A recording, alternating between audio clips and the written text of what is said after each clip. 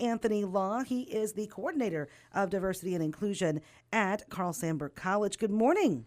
Good morning. How are you? Good. I should say Sandburg Chargers. Yes. Proud Charger here. Yeah. Hey, it's good to see you. You always come and join us for Freezing for Food, halfway to Freezing for Food, bring students to get involved. Remind people a little bit about yourself, Anthony. Well, I am the coordinator, like you said, I'm the coordinator of diversity and inclusion at Sandburg College. And I've been there for around 15 years. One of the things that I guess we're known for is the community service. I have several student organizations that I advise, starting with Men of Distinction, Women of Character, who I founded back. We just celebrated our 10th anniversary. I also have the Black Student Association, the Hispanic Latino Student Association, and the African Student Association. And I'm helping out with the International Student Club because we have a lot of international students and I want them to be engaged within our community. And so all of those organizations they have their own unique purpose and mission. But one thing that we all share is community service. I think that's important. It's important for young people to understand, and not just young people, for everybody to understand, but a lot of times when we see our young people come into the communities, they're not active. And it's simply because, a lot of that is because they don't know how to become active. So one of the things that I do, I put it in my mission, is to be an important part of the community, to give back, to find out the needs of the community and support those needs. And then when doing so, you try to learn something. Every time we do something, we try to have a debriefing and just talk about different things, what the needs are, how we can better serve, how we can learn, how we can teach, how we can all grow. So that's kind of my objective with that. Okay. Mm-hmm. Well, good for you. About how many students do we see internationally? Internationally, we've got right around 48. So we hover around 50, which is pretty doggone good for a community college in rural Illinois. That's kind of what I was thinking. Yes, that's why I asked. Yes. And we've got over 25 countries represented with those international students. Not everybody's an athlete, but a majority are, and that's a great thing. So we've got athletes from we've got students from South America, we've got them from Africa, we've got them from Europe, and it's neat for a lot of them, this is the first America that they know. So we try to make sure that we have them see different things, even though we're a smaller community. We try to engage and show them this different side, because when you're from someplace else, you know about New York, you know about Chicago, you know about LA, but that's not America. All of America. There are other parts. We're American too. So we teach them about different things. We have some great partners within our community, small business owners, local business owners. Dan Swanson is phenomenal. He's given these students an opportunity to go to Springfield. He's talked to them about local government. We have some local farmers as well, and Dan kind of made those arrangements too, to kind of learn about all these cornfields around you. What is that process? What does that entail? What is that, and you find out about the ground roots of what makes America great. So I like to do that and expose them as much as I can, and also give them an opportunity to share how is farming back home, for those that know. Does your country have rural areas, and how does that different, and how is it similar? So we have some great dialogues with some of our local citizens as well. We're in a race competitively friendly with South America on the production of corn and soybeans. Yes. You want to know what's ironic? Is Dan Swanson's after you today. Is he? Oh my gosh. We just went, we just gave a group of my students an opportunity to go to the inauguration.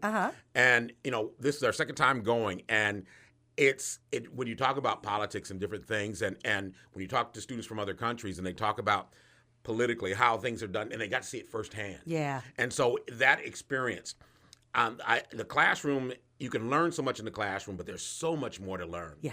And so I appreciate it. I tease him sometimes. I look at him as one of the professors they have, because they've learned probably just as much from the experiences with Dan as they have in some of their classes. Sure. Well, that on-site learning. Yes, that exactly. real-world application. Exactly. Okay, we're talking with Anthony Law from Sandburg. And coming up, Martin Luther King Day. Yes, Junior yes. Day on Monday. A lot of people will be not at work or at school, and so it gives people a chance to celebrate the day.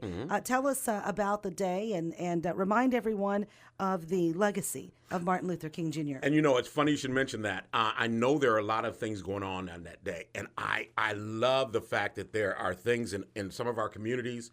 But one of the things we've always put an emphasis on is Martin Luther King was a servant leader, and he talked about service to the community. So even though that's what we do anyway, what our target, our goal that day is to find as many service projects as we can and to go out and do those. So I put this plug out there. I've got a couple of things lined up. So if anybody has anything that they, within our district, don't send us so far away, but if anybody has anything that they need some help with on that day, on Monday, just get a hold of me, contact me, and we can see if we can do that, because that's the lesson in the day. We talk about Dr. King and his legacy. We can have that discussion, but on that day, I want to put that into action. And so that's what we do. And it's neat when, once again, going back to the international students who sometimes don't have the background of who Dr. King was, except for the major speeches and the major marches. But when you break down the character of the man, and his mission was to be of servitude and sacrifice, because of the sacrifices that he made in his life for what he believed in and for those that believed in him. And so that is the lesson that we teach on that day. Okay. And there are multiple activities and events going on at our local colleges and universities, as well as on site at churches, town squares. There's going to be a lot going on. Exactly. And you have your options to go wherever you want and get what you want and learn what you can. Like I said, that's why I didn't want, in the past, we've done things where we've put on our own program. But then I started looking at it and I said, well, you've got so many things and it makes it hard sometimes when you have so much. It's nice to have variety, but I never wanted people to feel like, well, should I go here or should I go there? Have you had a chance to go to Memphis or take students to the museum? I have not, but it's funny you should mention that, because I was talking to my mother last year, and that is on our goal, our list of goals. So yes, one of these days we're going to get there. Okay. It'd be great to take students, field trip for Sandburg students if you're ever able to do that. And real quick, too, Anthony, it's January, but our one slot with Carl Sandburg College every month gives you guys a chance to promote activities and events that happen, and Black History Month will be upon us here in a few weeks. Yes. And we're excited about that. Out of the organizations I usually have the Black Student Association spearhead that, but everybody participates. What we basically do is we have about a 20 to 25 minute program that we take to the grade schools within District 205. We've offered that same opportunity over here, and hopefully somebody will take us up on it. But we go to the schools and we talk about different leaders. We talk about the reason behind Black History Month, and we usually do. It's really interactive. We have in the past we've had a step troupe come and do a step show. We've had interactive dancing. We've had songs. We do things just kind of, it's a celebration of the culture. People talk about our cultural months. The same thing we do with Hispanic Latino Student Association does with Hispanic Heritage Month. And they talk about it. And there's sometimes some people have that debate. Why do we do this? Why do we do that? And my answer to most of that is, it's an opportunity to share some things that you may not have known. And so we take advantage of those opportunities.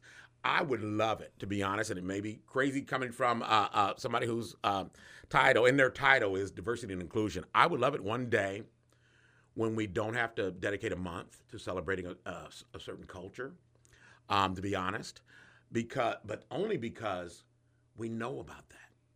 So as long as we have an opportunity to learn, and maybe some things that we don't know, I think it's important to share that. I think even with Dr. King and celebrating his birthday, we've been doing that since I was little. But I every year I take an opportunity to learn more about Dr. King and the impact that he had. And so I think it's important until we know everything, and we never will know everything.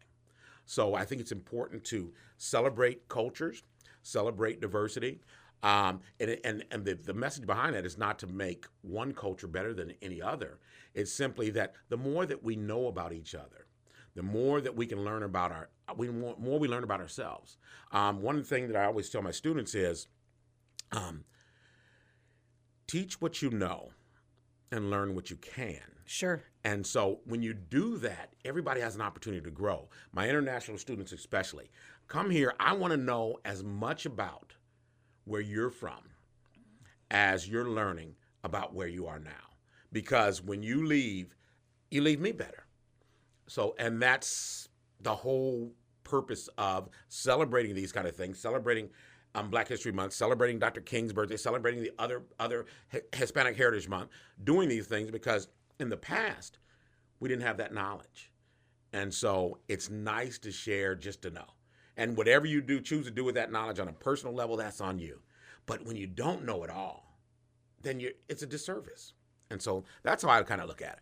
All right. Thank you so much for coming in. Well, you're Good welcome. to catch up with you again. Thank you for the opportunity. I appreciate it. Yeah. Like I said, I love coming over here and doing things in this community as well. So it's a pleasure. When I was asked, I said I didn't hesitate. I said I'll be there. All right. Sounds good, Anthony. Thank you so much.